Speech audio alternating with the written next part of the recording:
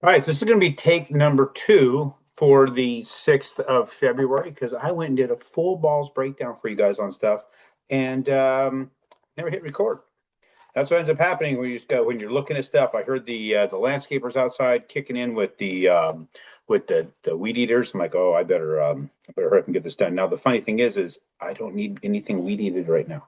I keep forgetting to tell them, hey, we don't need it right now. Let's stretch out. But people need work at the moment, and I'd rather people be working, rather be people being able to pay their bills and that kind of thing. So yeah, there's worse things than paying a couple $100 to have people run a weed eater for you, right? Clean up a few things. So let's talk about this. We've got those who have got this, written a review. I appreciate it. We've got, I believe, 19 now, all 5-star reviews. So I'm looking at the reviews, and the people who have done 5-star reviews, we're taking 85 of them. That's it, just 85. We're going to get you a copy of this, which you already have one, but it's going to have a signature from Robert Allen, signature from Dolph DeRouge. You can barely see that. Man, this camera is not awesome. And then one from myself and Eric, the artist. There's only going to be a handful of these out there, 80 some odd of them. Now, interestingly enough, I had the first one, the 8th one, and the 88th one. I think the first one got sent out. I think I actually put the first one in the mail to somebody. Somebody out there, you got number 1. I think. I can't find it here. I may have accidentally did that. So somebody got number 1, signed by all of us, and actually signed by other people. There's a lot of other signatures in that. So you might have a very, very, very rare book. Not that I'm trying to say that what we have here is going to be something worth a shit ton of money, but to me, it's valuable. It's very valuable. The amount we have tied up in this is over 6 figures tied up in just the production, not the marketing. That's even another significant amount of capital. Let's take a quick look at the reviews, guys. If you have it, if you read it, if you appreciate any form of it and can find within yourself to give it a 5-star, let's do that, please. I would love to see more 5-stars out there. I'm getting a lot of great response from people. So here we got the 19 5-stars. There's a lot of people said, hey, I wrote one and I don't see it popping up. So because sometimes technology pain in the butt. Now, guys, if you're this SG person, can you shoot me a screenshot of your review that shows that it's you? I don't know who you are. I'd love to be able to make sure you're in the list. This one, Cali CAZ, same. And placeholder. You three, I have no idea. I'm sorry. I don't know who has those, but if you can shoot me evidence that's you, I'll put you on the list. But here's one I want to hit. They're all great. They're all awesome. But this one here, Owen, I appreciate you, buddy. Look at this.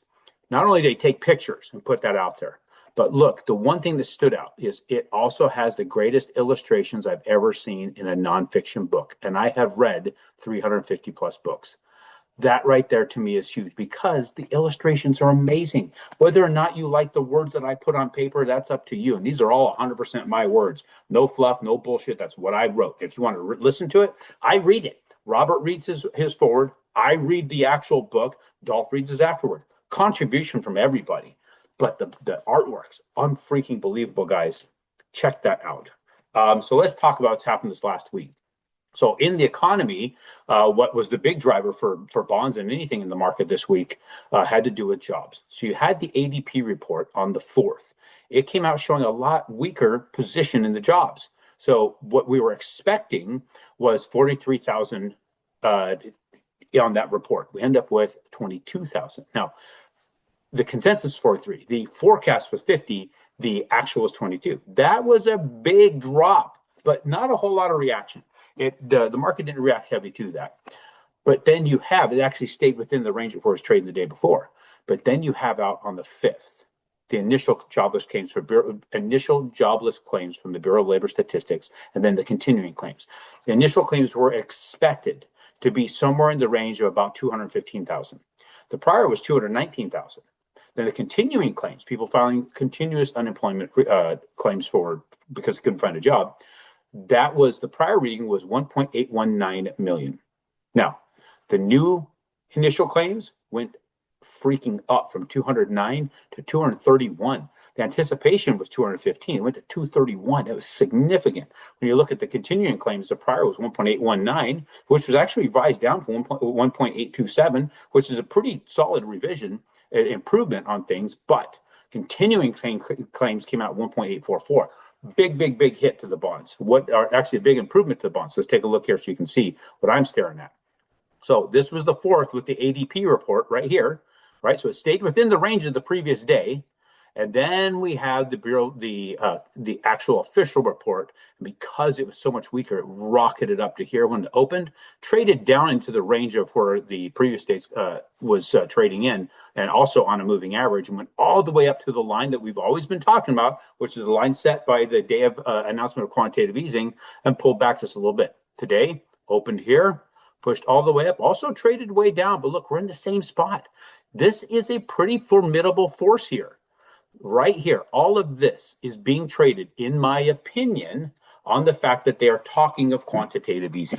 The quantitative easing conversation has been going with the new administration. September was it pushed all of that talk, pushed it all up into this range. If we understand, this range was established the day they announced quantitative easing in 2008, which was Ben Bernanke and Hank Paulson saying, we're going to take trillions of dollars and put it into the mortgage-backed securities. Well, at the time, they're probably talking hundreds of billions. And from here to here is where that traded, just in the one day. That was based upon the announcement. And continued to play in there. And the continued announcement of that and continued discussion of it pushed it up here. So they were able to trade here and then trade above it up to this point. Never got really much higher than that. And going above the 102.52 was all done when they did the actual quantitative easing. So we can see all of this here. All of that was due to quantitative easing, all of that way up here. So see, this was here. They talked about it. They announced it. This is all the continuous conversation about it. And everything here was that money going in from the Federal Reserve, or actually from U.S. Treasury via the Federal Reserve. So we have established that this is the peak value in talks of quantitative easing. Now, they've just talked about it is all they've done. Say, we want to do this. We are allocating. We know that Fannie and Freddie have the extra money. They've determined they have $225 billion apiece, is what I recall. And because of that, that's the only time we've really seen it jump up above that level, was when the president come out and said, we're going to do this. The next day, the market reaction, because at the very end of the day is when it's announced, like 4 p.m. Eastern. Then market reacted, got a shooting star pattern, can pull them back out of here. But it hasn't gone decidedly above that because it's up to the chairman of the FHFA, I believe it is, or the secretary, either one. His name is Pulte. You guys look him up.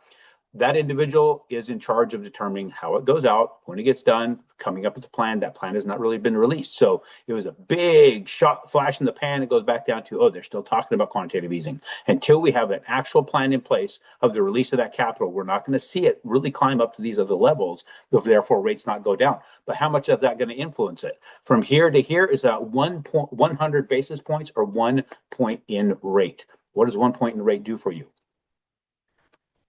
It's not so much what it does for you in your payments, what it does for the price of housing. That could push it up 10 to 12%. Don't sit back and wait for the rate to go down. Get it now so you get that 10 to 12% increase. What's a $200,000 house with a 12% increase? That's 24 grand. That's significant. That 24 grand can pay for your refi if you absolutely need to have a refi. So we need to talk about that. If you don't understand that right there, we need to talk. info@aaronchapman.com. Email me there. info@aaronchapman.com. Schedule some time. Bree will set us up to talk. If you just want to look at info, do an application, some other things, go to aaronchapman.com. There's a lot more there. We'll chat with you soon.